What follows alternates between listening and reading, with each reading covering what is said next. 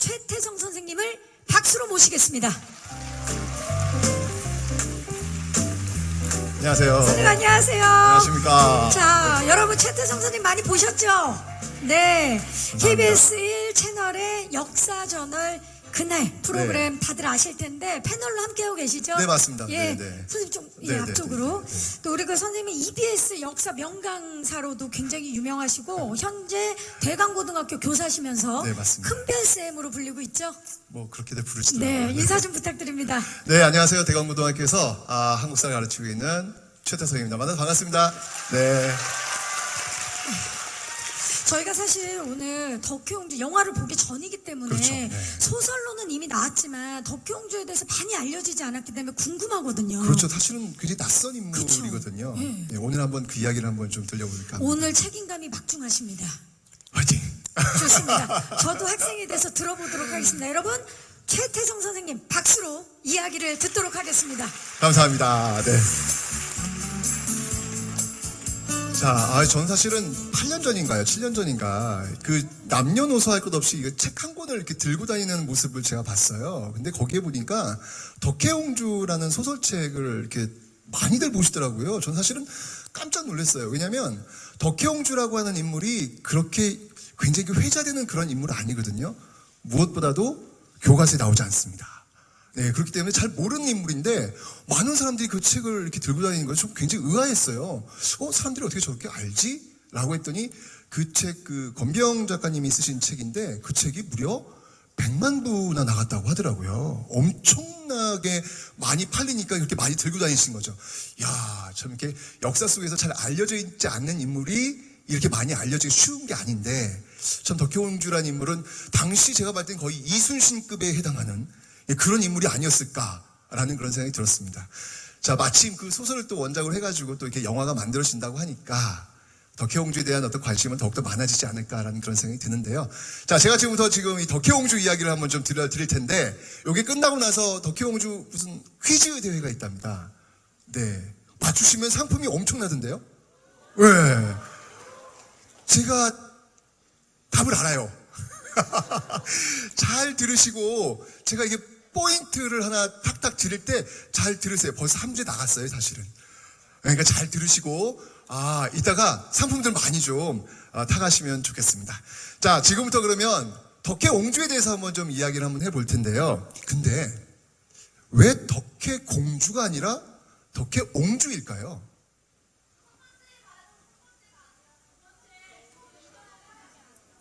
리액션 좋아요. 네, 좋습니다. 이래야 됩니다. 네, 좋습니다. 잘하시네요. 맞습니다. 이제 왕은 사실 부인이 여러 명 있잖아요. 그죠? 네, 그 중에서 자기 정실 부인, 그 출신은 공주가 되는 것이고, 후궁이죠, 후궁. 그죠? 다른 또 부인들의 그 소생은 옹주가 되는 겁니다. 그러니까 우리는 덕혜옹주라는 그 단어를 통해서, 정실 부인은 아니고 후궁. 네, 후궁의 어떤 딸이구나라는 걸 아실 수 있을 거예요.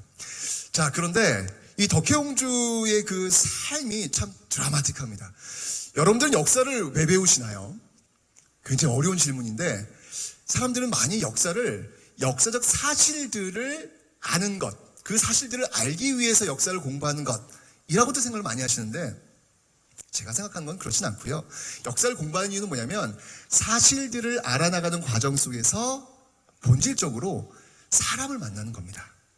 근데 우리는 사람을 만나지 않고 사실들만을 아는 것이 역사라고 생각한다는 얘기죠.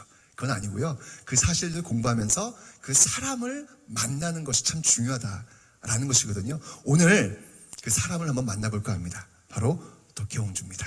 첫 번째 한번 사진 한번 보시죠. 자, 지금 뒤로 지금 이 고종 일가의 사진을 지금 보시고 계십니다. 자, 가운데 계신 분, 할아버지 같으신 분이시죠, 지금? 네, 저분이 바로 고종 황제시고요. 그 옆에 있는 그 남자들 2명이 누구냐면 고종의 아들이에요. 바로 그 옆이 순조, 그 옆이 영친왕입니다. 그리고 고종의 그 옆에 있는 여성분, 이분이 바로 이 순조의 아내가 되는 것이고요. 맨 끝에 있는 아주 귀여운 아기씨 있죠? 예, 저 아기씨가 바로 덕혜옹주가 되는 겁니다. 근데 재밌는 건 뭐냐면, 여기 지금 고종의 자식, 고종의 아들, 딸들이 지금 2명, 1명 있잖아요. 그죠? 그런데 엄마는 다 달라요. 네, 아빠는 고종인데 엄마는 다 달라요. 예, 요런 관계가 있는데, 요 옹주, 덕혜옹주를 한번 좀 확대를 한번 해서 보도록 하겠습니다. 자, 보시면 알겠지만 굉장히 귀여워요. 그리고 아버지를 굉장히 빼 닮았습니다. 아버지 고종을 굉장히 빼 닮은 어떤 그런 모습들이 보이는데, 이 고종이 이 덕혜옹주를 낳은 나이가, 직접 낳진 않았고요. 네. 아버지가 낳을 순 없잖아요. 그죠? 나이가 몇 살이냐면, 잘 들으세요. 네. 바로 61세. 환갑이 나으세요. 이게 조선 역사에서요, 이렇게 늦둥이를 보신 왕이 흔치 않습니다. 아마 가장 늦은 나이에 아이를 보신 왕이 바로 고종이 아닐까라는 그런 생각이 들어요. 이 덕혜옹주를 낳은 그 연도가 어떻게 되냐면 1912년입니다. 다음 사진 한번 볼게요.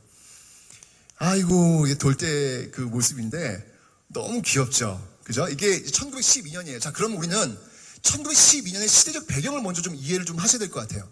자, 1912년이라고 하면은 바로 일제강점기, 즉 1910년이 시작되고 나서 일제 식민지로 들어갔던 그 시점에 바로 이 덕혜옹주가 태어난 겁니다. 고종이 참 적적했겠구나라는 생각이 드는 거예요. 사실은 고종은 아무것도 할 수 없는 어떤 그런 존재로 지금 덕수궁에 지금 어찌 본다면 전락해 있는 어떤 그런 상황이라는 것이죠.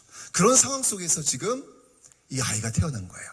고종은 아이를 굉장히 많이 낳습니다. 한 15명 정도의 자손을 낳아요. 굉장히 많이 낳죠. 그죠? 힘이 좋으세요. 61세에 여기서 끝이지 않아요. 또 애를 낳습니다. 64세도 애를 낳으시고요. 끊임이 없으십니다. 아주 힘이 좋으세요. 비결을 좀 한번 알고 싶은데, 어쨌건 이 덕혜 사진 어디 갔어? 네. 이 덕혜옹주에 대해서 정말 너무너무 예뻐해요. 왜냐면 15명 자녀를 낳았는데 다 살지는 못하고요. 사남 1녀 정도. 그러니까 딸이 4명이 있었는데 그 중에 딱 1명만 살아남아요. 그게 바로 덕혜옹주입니다. 그러니까 61세의 아버지가 저 어린 딸을 바라보는 심정이 어떨까요? 사실은 이건 아버지와 딸의 관계가 아니라 제가 볼 때는 할아버지와 손녀의 관계가 아닐까라는 생각이 드는 거예요. 너무너무 예뻐하는 거예요. 예뻐하는 사례를 제가 한 2가지만 한번 말씀드리도록 하겠습니다. 첫 번째 사례는 뭐냐면요. 여기 지금 유모가 지금 슬픈 표정으로 지금 있는데, 이 유모가 덕혜옹주한테 이게 젖을 먹이고 있었어요. 먹이고 있었는데 갑자기 고종이 들닥친 거예요. 사실 그러지 않습니다. 네, 왕은 자기 자식들이 낳은 곳에 가질 않습니다. 그냥 보고만 들을 뿐이지 가질 않는데, 고종이 막 들이닥친 거예요. 그러니까 이게 누워서 이게 지금 젖을 먹이고 있다가 얼마나 깜짝 놀랐겠어요. 그죠? 그래가지고 막 일어나려고 하니까 고종이 가만히 있으라고, 계속 젖을 먹이라고, 애 깬다고 라고 이야기를 하죠. 누워가지고 이 고종을 바라보면서 젖을 먹인 유일한 인물이 바로 이 유모입니다. 이런 사례가 없습니다. 처음입니다. 누워가지고 고종을 보면서 젖을 먹였던 유일한 유모, 바로 이 사람인데, 그만큼 이 딸에 대한 그 사랑, 딸 바보예요. 너무너무 예뻐한 거예요. 자, 이 고종이 말이죠, 이 딸을 이렇게 교육을 시키는데 조기 교육에도 관심이 있으셨어요.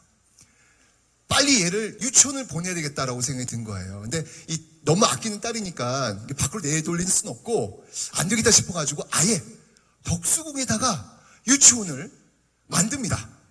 유치원을 만들어가지고 동네 여자애들을 이렇게 불러다가 거기서 이제 놀게 하는 것이죠. 자, 이 고종이 얼마나 대단하시냐면 그 덕혜옹주 유치원 입학식까지 참여하세요. 이런 사례는 정말 보기 드문 사례인데 너무 아끼는 거예요. 딱 그래서 자주 갑니다. 게다가 그 고종이 그 머문 곳이 함령전, 덕수궁 함령전이라는 곳인데 유치원이 세워진 곳이 어디냐면 준명당이에요.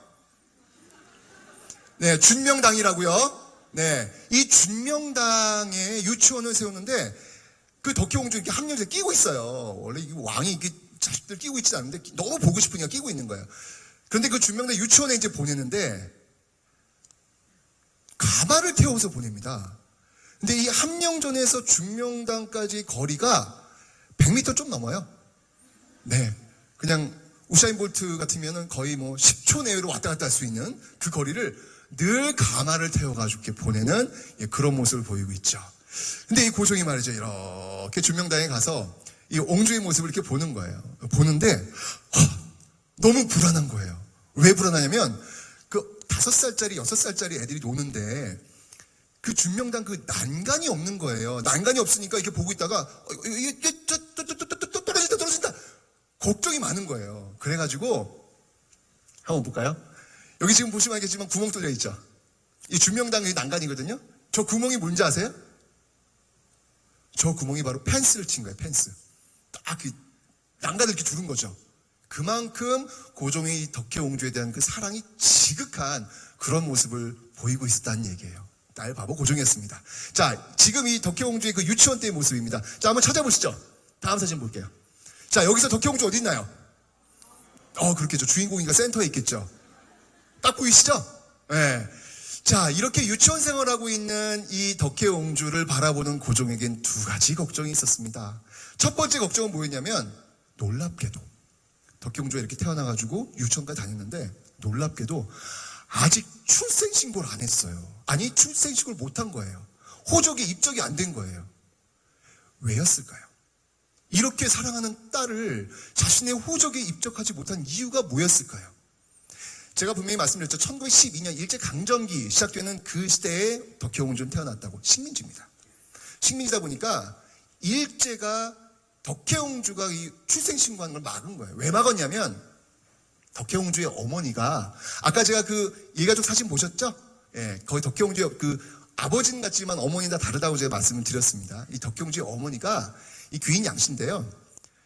소주방 나인 출신이에요. 쉽게 얘기하면 허드렛일 하는 아주 천민 출신입니다.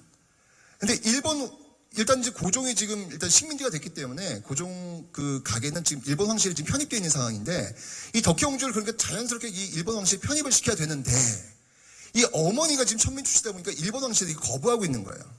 그렇게 천한 그 핏줄을 여기 연결할 수 없다라고 해서 계속 미루고 있는 그런 상황이 벌어진 것이죠. 고종이 너무 걱정이 많았어요. 이걸 어떻게 해야 되나? 어떻게든 내 사랑하는 이 딸내미를 입적을 시켜야 되는데 어떻게 해야 되나? 라고 하다가 도저히 안 되겠다. 고종이 이제 언제 돌아가시냐면 1919년에 돌아가시거든요. 서서히 지금 자신의 죽음이 다가오고 있는 걸 알고 있는 상황인데 어떻게든 이 딸내미만큼은 호적에 입적을 시켜야 되는데 어떻게든 걱정을 하다가 이제 승부수 던집니다. 그 승부수가 뭐였냐면 당시 총독 데라우치를 덕수궁으로 불러요. 초청을 하는 것이죠. 자, 초청을 해가지고 정치와 관련된 이야기를 이것저것 나눕니다. 데라우 총독이 하이 하면서 딱 들었겠죠. 그러다가 갑자기 그런데 말이오 여기 덕수궁 안에 유치원이 있는데 한번 가볼라우? 갑자기 아마 총독이 한번 깜짝 놀랐을 거예요. 정치 얘기에다가 갑자기 유치원 가보자고 하니까 깜짝 놀랐을 거예요. 그래서 또 어떻게 해요? 고종이 얘기하니까 가야죠. 가봅시다. 라고 갔더니 역시 막 애기들이 막 놀고 있는 거예요. 놀고 있는데 데라우치 손을 딱 잡더니 제가 바로 내 딸이요. 저게 바로 내 딸이요. 제 하나로 내가 사는 거요. 내 딸이라니까. 라고 계속 강조를 하는 거예요. 내 딸이라, 내 딸. 그러니까 총독이 아는 거죠. 이게 지금 출생신고 좀 해달라고 지금 압박을 넣고 있는 거구나. 라고 해가지고 결국 데라우 총독이 오케이를 합니다. 근데 사실은 고종의 이 사랑, 그러니까 고종 같은 경우에는 어떻게든 내가 죽고 나서 이 덕혜옹주를 보호받으려면 일본 왕실로 집어넣어가지고 이 보호를 받아야 된다고 판단했던 것 같아요. 아빠 마음으로서는. 근데 사실은 그게 비극의 출발이 됩니다.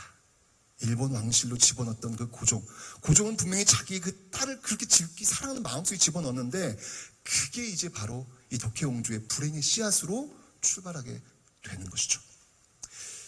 자, 그게 첫 번째 걱정이었고요. 두 번째 걱정은 뭐였냐면 빨리 시집을 보내는 거예요. 이 덕혜옹주를. 누구랑? 한국 남자랑 빨리 시집 보내는 게 이게 아버지 마음이었어요. 그런데 이게 덕수궁에 있다 보니까 쉽지가 않죠. 그래서 요분 계시네요, 지금. 당시 그 김황진이라고 시종이에요. 그 고종을 따르는 그 시종이었는데 불러가지고 물어봅니다. 너 아들 있냐? 없는데요? 딸밖에 없어요. 딸밖에. 그럼 좀 괜찮은 남자 없냐? 라고 했더니 이분께서 조카 중에 괜찮은 남자가 있다라고 합니다. 그 조카 둘이 있었는데 첫째가 김을한, 둘째가 김장한 이라는 조카가 있다고 얘기했는데 김을한은 아마 그때 장가 갔던 것 같아요. 김장한이라는 인물이 있다라고 해가지고 1919년에 약혼을 시켜요. 덕혜옹주는 이제 한국 사람하고 결혼할 수 있는 조건이 된 것이죠. 그런데 일본이 이걸 알아챕니다. 이걸 알아채고, 아니 일본 왕실이 편입이 되었는데 일본의 어떤 허가도 받지 않고 한국 사람과 결혼하는 말이 안 된다라고 본 것이죠. 그래서 이 김항진을 궁궐에서 내쫓습니다. 내쫓고 출입을 금지시키죠. 그리고 그 약혼을 깨게 됩니다. 그러니까 고종이 두 가지 걱정 중에서 하나는 자기의 딸을 그 호족에 입적시키는 건 성공했는데 한국 남자에게 결혼시키는 거는 결국 실패하고 그리고 결국 돌아가시는 거예요. 자, 1919년 고종이 승하합니다. 자, 여러분들 고종의 승하와 함께 있었던 큰 사건이 하나 있죠. 뭐죠? 그렇죠. 3.1운동입니다. 3.1운동입니다. 자, 3.1운동으로 이제 크게 벌어지는 사건이 벌어졌는데 고종이 승하하면서 많은 사람들의 관심이 누구한테로 가냐면요. 바로 덕혜옹주에게 쏠리게 됩니다. 왜냐하면 당시 그 고종이 독살당했다라는 그런 설이 쫙 퍼지고 있거든요. 사진 한번 볼까요? 자, 이 초등학교 시절 지금 공부하고 있는 모습이에요. 한번 확대 한번 해볼게요. 자, 지금 열심히 지금 공부하고 있는 모습인데 지금 아버지는 지금 돌아가셨어요. 고종은 돌아가셨고 지금 초등학교에서 열심히 공부하고 있는 모습인데 이 언론의 모든 스포트라이트가 지금 바로 이 덕혜옹주로 몰리고 있습니다. 아마 언론에 계신 그 기자분들께서 그런 생각을 했던 것 같아요. 덕혜옹주라는 그 구심점을 가지고 조선 사람들을 하나로 묶어낼 수 있는 뭔가가 필요했다는 것이죠. 그래서 이 덕혜옹주의 일거수일투족을 기사화합니다. 성적표까지 공개합니다. 네, 양호하셨대요. 네, 나쁘지 않았습니다. 우수는 아니고 양호하셨다고 이제 얘기를 하더라고요. 그래서 양호했고 아주 쾌활하고 아주 발랄하고 그런 내용들을 막 싣는 거예요. 자, 이렇게 되니까 일본이 덕혜옹주라고 하는 구심점을 갖고 이 조선인들이 좀 자꾸 이 관심을 갖고 있는 거 이거 문제가 있어. 이거 심각해. 라고 하면서 이 덕혜옹주를 일본으로 강제로 유학을 보내게 되는 것이죠. 그때가 14살. 만으로 13살. 몇 살? 오케이. 자, 만으로 13살. 그러니까 지금으로 본다면 중학교 2학년쯤 일본으로 가게 되는 겁니다. 근데 정말 가고 싶었을까요? 아버지도 돌아가셨고 정말 말도 안 통하는 어떤 그런 일본에 가가지고 생활을 하는데 쉽지가 않았겠죠. 자, 일본을 떠나고 있는 덕혜옹주의 모습을 한번 보도록 하겠습니다. 중학교 2학년 소녀예요. 지금으로 본다면. 얼굴을 한번 좀 보세요. 표정을 한번 보세요. 중학교 2학년 소녀라면 이렇게 잎사귀 하나 떨어져도 까라라락 이렇게 웃음이 터지는 그런 나이입니다. 그런 나이인데 지금 얼굴 표정을 보면 많이 슬픈 그런 느낌 들지 않으시나요? 그리고 일본에 갔습니다. 다음 사진 보시죠. 저 이 사진 보면 너무 가슴이 답답해요. 지금 일본인들의 둘러싸이는 하얗게 지금 음영으로 보여지고 있는 소녀 보이시죠? 덕혜옹주입니다. 이때가 언제냐면 1925년이에요. 1925년인데 이게 왜 힘드냐면 지금 보세요. 아버지는 지금 독살당했다라는 그 소문을 알고 있는 소녀예요. 게다가 이게 지금 1925년이라고 그랬는데 1923년에 일본에서 어떤 일이 있었냐면 관동 대지진이 벌어집니다. 관동 대지진. 여러분들 일본에 가시면 우리 서울에 그 명동 같은 거리가 있어요. 거기가 긴자거리가라고 있는데 그 긴자거리가 완전히 폭삭 주저앉는 어마어마한 지진이 있었습니다. 근데 그 지진이 있었을 때 일본 정부가 자신들의 어떤 그 잘못을 덮기 위해서 희생양을 쳤죠. 그 희생양이 뭐냐면 그들이 비하하는 단어 바로 조센진. 이 조센진들이 지금 불을 질리고 있다. 이 조센진들이 지금 우물에 독약을 풀고 있다. 이 조센진의 치마 속에 폭탄이 들어있다. 라는 식의 어떤 유언비어를 퍼뜨리고 다니면서 일본 민간인들이 자경단이라고 하는 조직을 구성해가지고 직접 조센진 사냥이 떠나요. 여러분들 그 생선가게 가시면 왜 생선 찍는 그 갈고리 아시죠? 그죠? 그런 걸로 이 조선인 학살에 나섭니다. 1923년 관동 대지진 때 무려 6,000명 이상이 식민지 조개 백성이라는 이유 하나만으로 학살당하는 관동 대지진이 벌어지죠. 자, 이렇게 되면서 어쨌건 간에 그 유언비가 확산되면서 이 조선인들에 대한 일본인의 어떤 인식이 굉장히 안 좋은 상황이었어요. 그 안 좋은 상황에서 1925년 지금 이 모습이에요. 지금 어떤 감정이었을까요? 저 무리 속에 있는 저 감정. 아버지는 독살되었다는 이야기가 있고 그리고 저기 많은 사람들이 수군댑니다. 제가 조센진, 제가 이거래. 이번에 관동대에 불질리는 이거래. 이런 소문이 수군 들리겠죠. 한번 덕혜옹주 중위 소녀의 입장에서 한번 저 모습을 한번 여러분들 느껴보시기 바랍니다. 저는 참 감당하기 어려웠겠구나라는 생각이 들어요. 아무도 없는 곳에 가서, 의지할 곳이 없는 데 가서 수근수근 되는 어떤 그 중심에 있는 것, 역사의 무게를 그대로 안고 있는 거예요. 얼마나 아팠을까, 얼마나 힘들었을까. 결국 덕혜옹주가 의지하고 있는 물건이 하나 있었습니다. 그 물건이 뭐냐면 바로 이것입니다. 보온병이에요. 보온병. 덕혜옹주의 어떤 심리 상태를 보여주고 있는 대표적인 물건이 바로 저 보온병입니다. 저 보온병을 꼭 끼고 다녀요. 그리고 저 보온병에 있는 물만 마시는 덕혜옹주의 모습이 남아 있습니다. 왜였는지 아세요?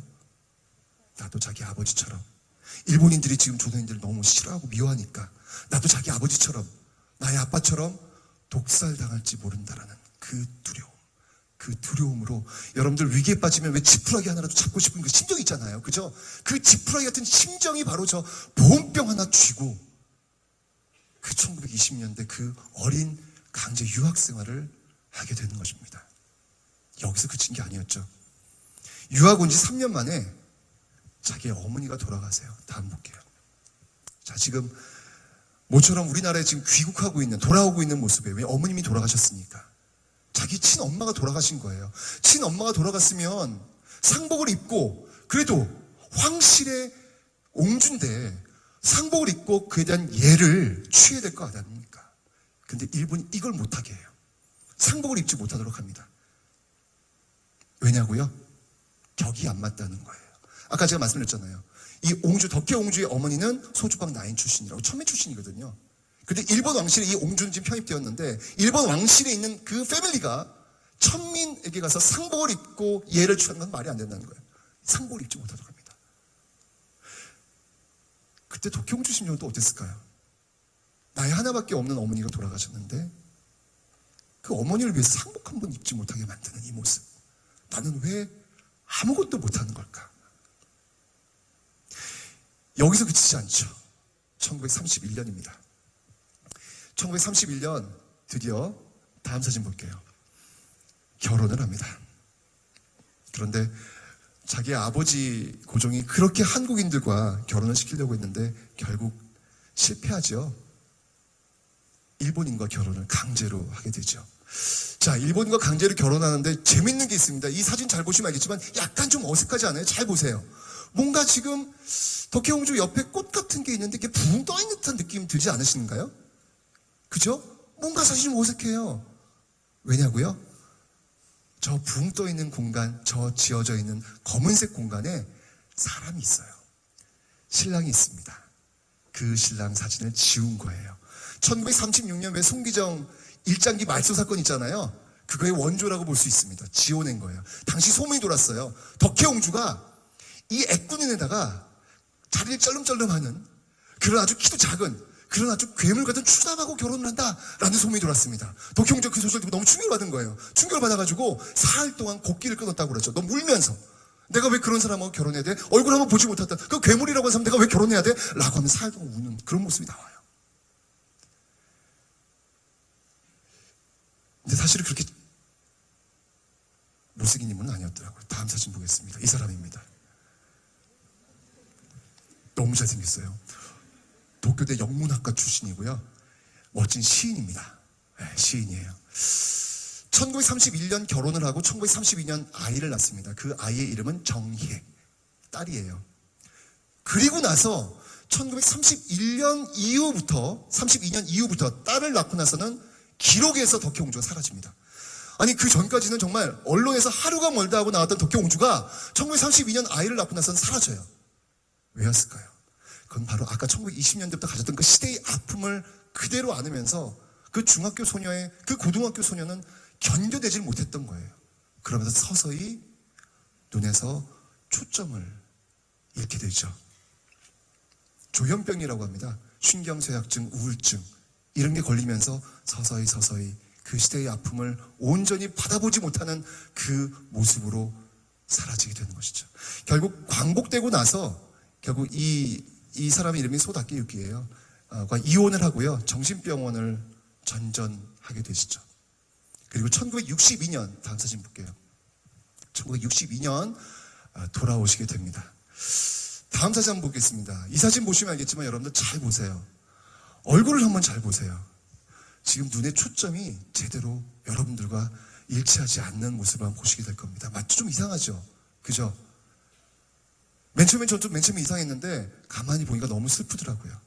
아, 저 초점 없는 눈빛은 바로 일제강점기 그 시대의 아픔을 그대로 안고 있는 모습이겠구나. 저게 역사의 상처겠구나 라는 생각이 들었습니다. 자, 덕혜옹주는 어떤 사람이에요? 조선 사람들 중에서 가장 꼭대기층에 있는 그 지배층 가장 꼭대기층에 있는 사람이었습니다. 그런데 그 꼭대기에 있는 그 덕혜옹주조차도 마음대로 할 수 있는 것들이 없었어요. 결혼도 마음대로 할 수 없었고 어머니 돌아와서 상복도 마음대로 입을 수 없었고 그 많은 지시와 그 많은 그 질투 속에서 살아내야 했던 덕혜옹주의 모습. 그렇다면 그 꼭대기층에 있는 그 덕혜옹주가 그런 삶을 살았다면 기층 많은 민중들의 딸들은 그럼 과연 어땠을까? 식민지 조국에 살고 있었던 식민지 백성의 딸들은 과연 어땠을까? 다음 사진 한번 볼까요? 여러분 잘 알고 있죠? 위안부. 이런 모습들이 비일비재할 수 없었던 이유가 바로 이런 시대적 아픔 속에서 나올 수밖에 없었구나 라는 어떤 그런 생각이 듭니다. 여러분들 지금 덕혜옹주 쇼케이스를 갖고 이제 덕혜옹주 영화를 볼 텐데요. 덕혜옹주라고 하는 그 사람의 삶을 통해서 그 사람이 삶이 일제강점기 전부는 아니거든요. 사실은 그래도 잘 먹고 잘 산 그런 케이스일 수 있거든요. 그럼에도 불구하고 너무 힘들었단 말이에요.